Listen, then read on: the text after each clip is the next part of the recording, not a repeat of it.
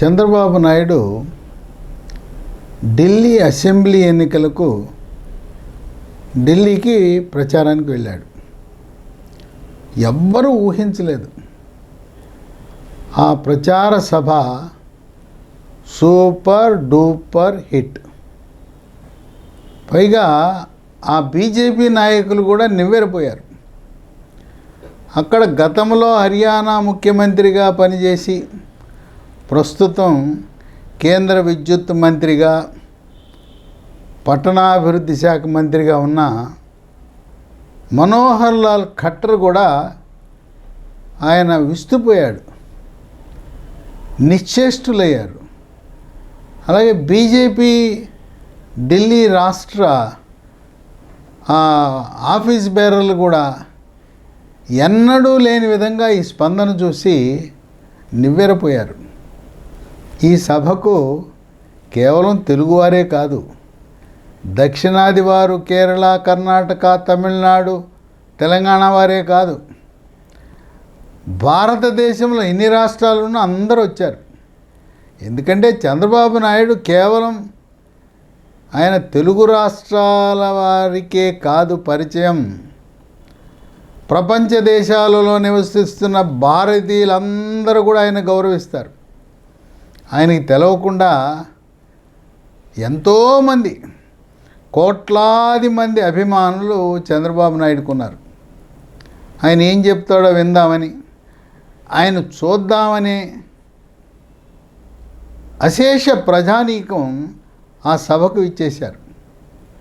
ఇక ఆయన కేంద్ర విద్యుత్ మంత్రి మనోహర్ లాల్ ఖట్టర్ ఒకే మాట చెప్పాడు. నేను హర్యానా ముఖ్యమంత్రిగా ఉన్నప్పుడు అధికారుల బృందాన్ని ఆంధ్రప్రదేశ్ రాష్ట్రానికి పంపించాను, ఉమ్మడి ఆంధ్రప్రదేశ్కి. అక్కడ ఆయన చంద్రబాబు నాయుడు చేస్తున్న పరిపాలనా సంస్కరణలు, ఆర్థిక సంస్కరణలు, విద్యుత్ సంస్కరణలు, ఆయన విధానాలు, అభివృద్ధి, సంక్షేమం, సాఫ్ట్వేర్ రంగాన్ని ఎలా అభివృద్ధి చేసింది అధ్యయనం చేయమని, అవన్నీ కూడా నేను హర్యానాలో అమలు చేశానని చంద్రబాబు నాయుడిని కేంద్ర మంత్రి ఆకాశానికి ఎత్తేశాడు. చంద్రబాబు నాయుడుతో పాటు తెలుగుదేశం పార్టీ పార్లమెంటరీ నాయకుడు లావు కృష్ణదేవరాయలు, కేంద్ర మంత్రులు రామ్మోహన్ నాయుడు, పెమ్మసాని చంద్రశేఖర్, డాక్టర్ పెమ్మసాని చంద్రశేఖర్, వీరితో పాటు భారతీయ జనతా పార్టీ నాయకులు, మాజీ ఎమ్మెల్సీ పివిఎన్ మాధవ్, రమేష్ నాయుడు కూడా ఆ సభలో పాల్గొన్నారు. ఇక్కడ చంద్రబాబు నాయుడు మోదీని ఆకాశానికి ఎత్తేశాడు.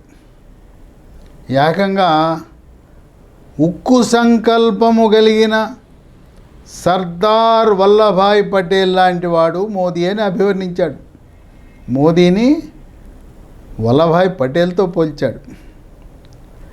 ప్రపంచంలో ఈనాడు భారత్ నంబర్ 1 కావడానికి, భారత్ విశ్వగురువు కావడానికి ప్రధానమంత్రి మోదీ కారణం.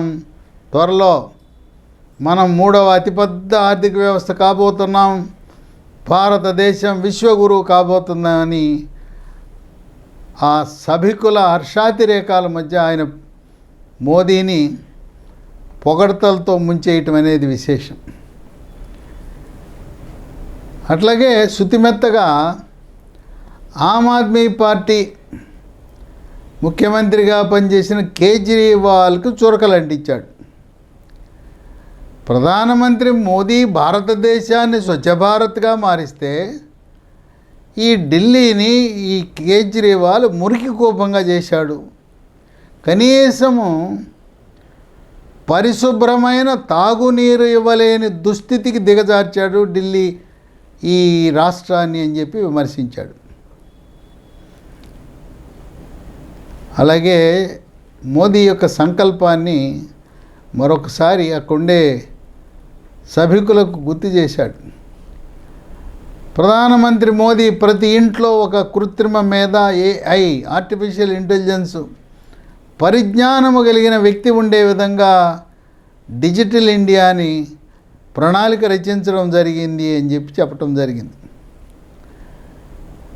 ప్రధానమంత్రి మోదీ ఒక దార్శనికుడు, ఆయన జీవితాన్ని సర్వం త్యాగం చేసి దేశం కోసం ధర్మం కోసం పాటుపడుతున్నాడని గత 11 ఏళ్ళుగా నిరంతరము రాత్రనక పగలనక ఎండనక వాననక ఒక్కరోజు సెలవు తీసుకోకుండా పనిచేస్తున్నాడని చెప్పి ప్రధానమంత్రి మోదీ ఆయన యొక్క పనితనాన్ని, ఏ విధంగా ఆయన దేశం కోసం అంకితమయ్యాడనేది ప్రజలకు అర్థమయ్యేలా వివరించడం జరిగింది. కేజ్రీవాల్ ఆమ్ ఆద్మీ పార్టీ పరిపాలనలో ఢిల్లీ రాష్ట్రం అధోగతి పాలైంది, 10 ఏళ్ళు వెనక్కి వెళ్ళింది.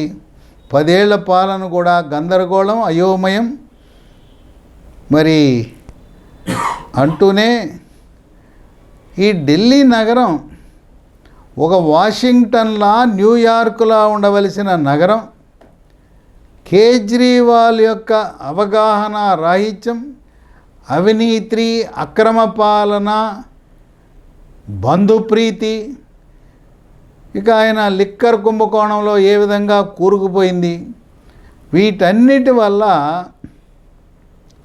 భారతదేశ ప్రతిష్టాత్మకమైన రాజధాని ఈ రోజున అధోగతి అయింది అని చెప్పి చంద్రబాబు నాయుడు విమర్శించాడు.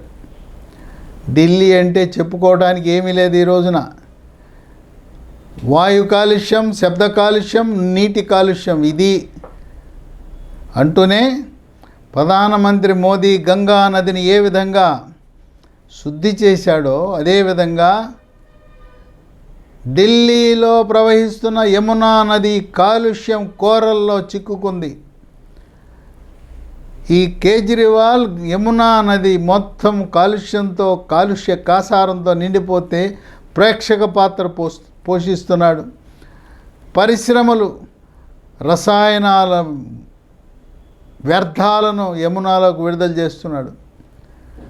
ఆ యమునా నదిలో నురుగు వస్తూ ఉంది, బుడగలు వస్తున్నాయి. నిమ్మకు నీరెత్తినట్టున్నాడు కేజ్రీవాల్ అని చెప్పాడు. ఇంకొక ఉదాహరణ ఇచ్చాడు చంద్రబాబు నాయుడు.